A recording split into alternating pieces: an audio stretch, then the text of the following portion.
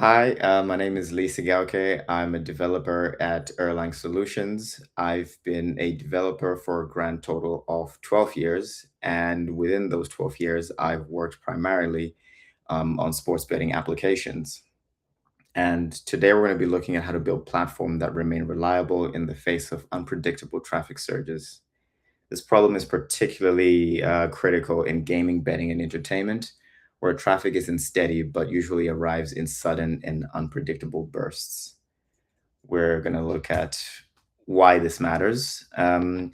Traffic surges are normal operating conditions for gaming, betting, and entertainment platforms. The question isn't necessarily whether these surges will happen, it is when they happen, are you actually prepared to deal with them, and are your systems designed to survive them?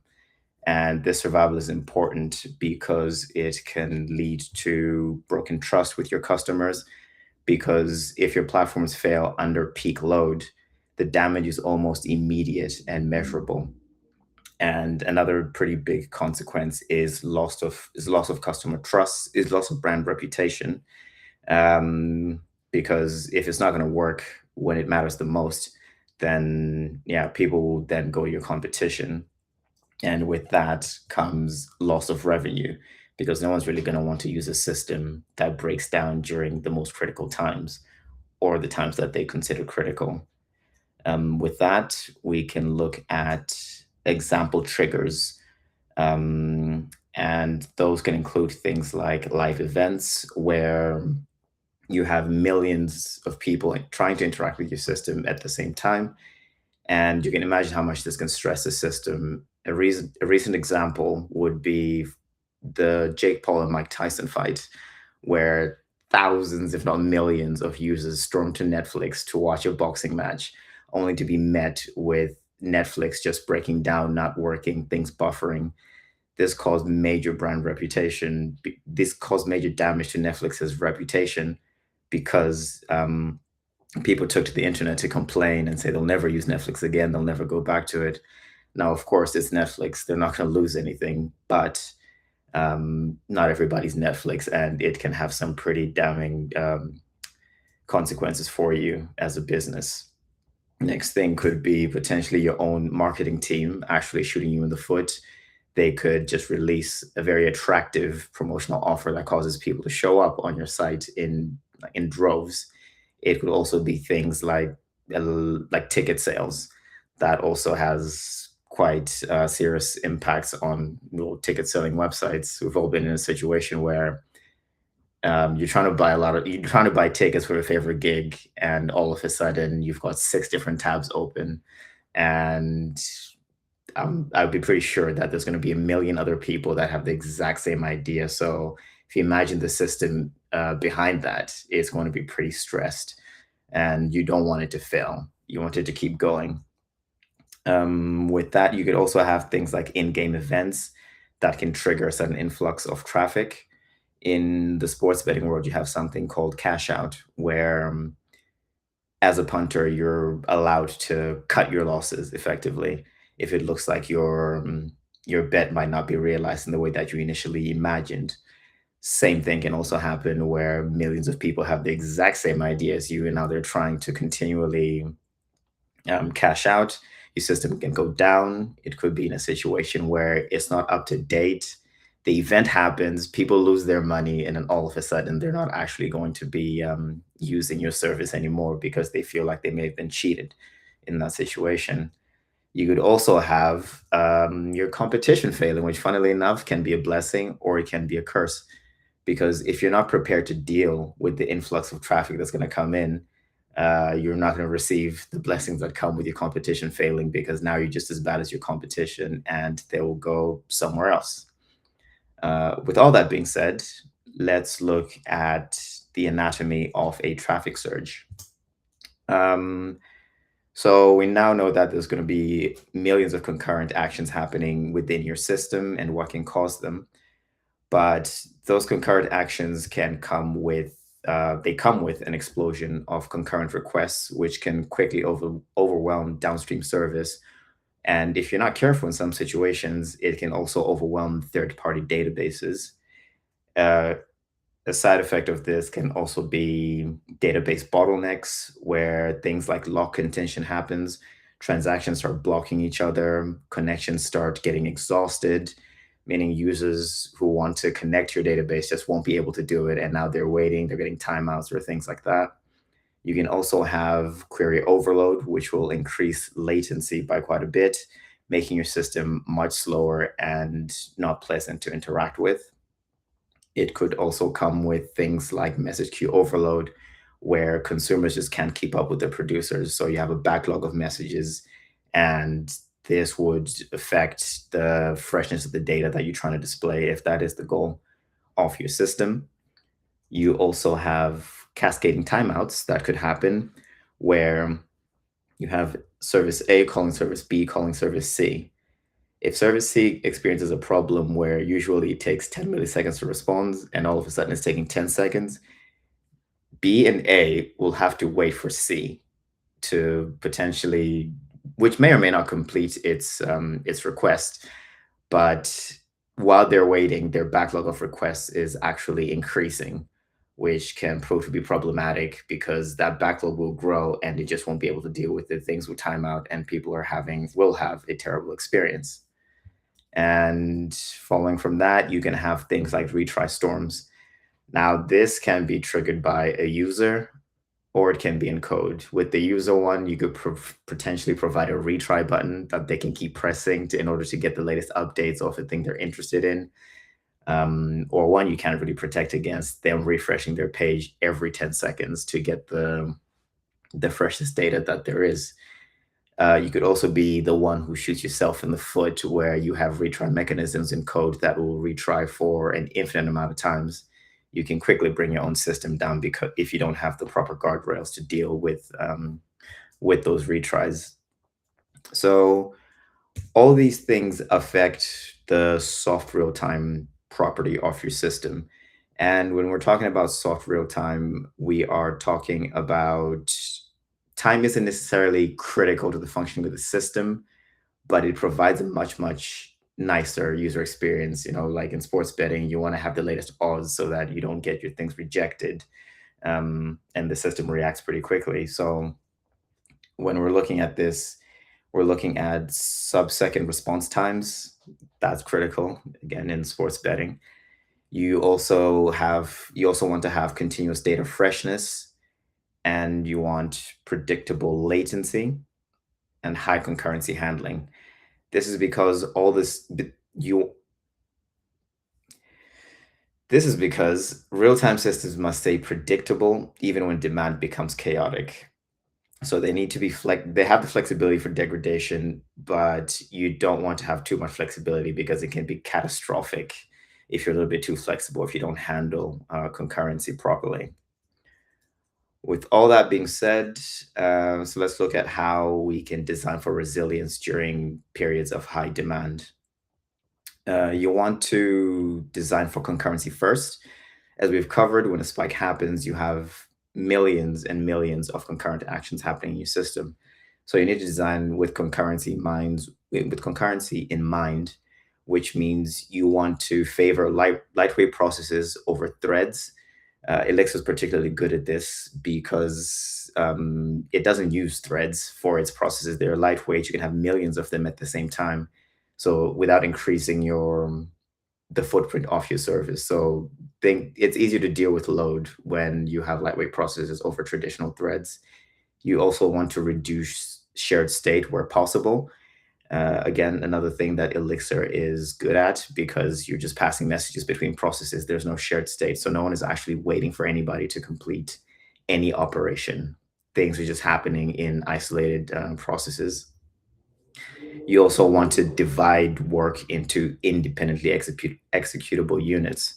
So if done correctly, all those aspects, if you put those aspects in your system and take them into account during your system design, you will have a system that gives you predictable latency through under extreme workloads. You also want to design for horizontal scalability. While there's also vertical scaling, it has a hard cap because there's only so much RAM and CPU you can add to your machine. And no matter how beefy that machine gets, it will still be a single point of failure and it can quickly become a liability if it ever does get overwhelmed, regardless of how much juice you've added to the machine. So a system designed for horizontal scalability would allow you to increase the amount of nodes that are processing the work, which means you can distribute that work across all those nodes. And should any node fail in that entire chain of nodes, you still have the other ones to pick up the slack. And the other node that went down might have the freedom to just never come back. You can also look at process isolation. So by running workloads in isolation, you make sure that failures remain contained. One misbehaving component does not poison the entire system, and it also dramatically reduces the blast radius and allows the system to keep serving healthy traffic even under partial failure. This also doesn't have to happen strictly within code. You can achieve process isolation with your database, for example, by having read replicas off your database, and these read replicas can supplement things like your internal dashboards for analytics or whatever it is you're looking at about your system. This has the added benefit of making sure that your internal dashboards or analytics dashboards do not clash with any user facing traffic. So, in the event of a surge, you have a little bit more room to stress out your database because there are no competing processes trying to access it. From there, you'd also want to design your system around event-driven workflows. The reason being, event-driven workflows allow decoupling between system components. This is because they naturally absorb spikes by buffering and smoothing load through messages and asynchronous processing. They also make horizontal scaling much, much easier because you can just continually add more and more nodes or more processes, and work would be distributed across those. This would also help remedy the message queue overload problem because you have more processes to deal with all these messages. Another thing you want to do is have observability of your system baked in from the very beginning. This includes things like health monitoring, structured logging, and distributed tracing, and also real-time alerts. Because if you don't have any of those things in place, your users will complain before you even notice that something is wrong. And as we've covered before, this can severely damage your brand reputation, and no one wants to use your system. Things won't work out in the way that you think that they should. So you'll want to aim for having real-time dashboards for latency, failure patterns, and load. And this also allows you to be a little bit more proactive with the decisions that you make within your system because you really cannot improve what you cannot measure. And you should be able to measure how your system behaves in unpredictable situations. And from there, you also want to have built in recovery mechanisms. You want a system that can automatically detect and recover from failures. Recovery should always be automatic and it should be continuous. But you've got to be careful with your retry mechanisms because with your recovery mechanisms, because they can also be your downfall. For example, if you have retry storms, you're trying to retry an operation to make sure that it doesn't fail. If that keeps going unbounded, then you're going to be in trouble. You bring your own system down.